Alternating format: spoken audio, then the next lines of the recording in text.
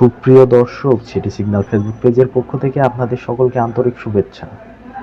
আজ 29 এপ্রিল অনুষ্ঠিত হতে যাচ্ছে ঢাকা আইনজীবী সমিতির 2026-27 কার্যকারী কমিটির নির্বাচন। 2 দিনব্যাপী ভোট গ্রহণ অনুষ্ঠানে ভোটাররা সকাল 9টা থেকে বিকাল 5টা পর্যন্ত বিরতিহীনভাবে ভোট দেবেন। ইতোমধ্যে আমরা জানতে পেরেছি নির্বাচনের সকল প্রস্তুতি সম্পন্ন করা হয়েছে। এবার নির্বাচনে মোট 21,731 জন আইনজীবী ভোটার তাদের ভোটাধিকার প্রয়োগের মাধ্যমে সভাপতি ও সাধারণ সম্পাদক সহ 23টি পদে প্রতিনিধি নির্বাচন করবেন।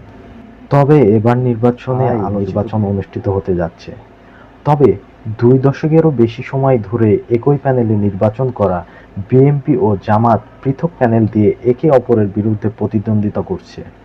2024 সালের 5ই আগস্ট আওয়ামী লীগ সরকারের পতনের পরবর্তী রাজনৈতিক পরিস্থিতিতে এবার আইনজীবী নেতা নির্বাচনে বিএনপি ও গণ অধিকার পরিষদ সমর্থিত আইনজীবীরা লড়ছে নীল প্যানেলে।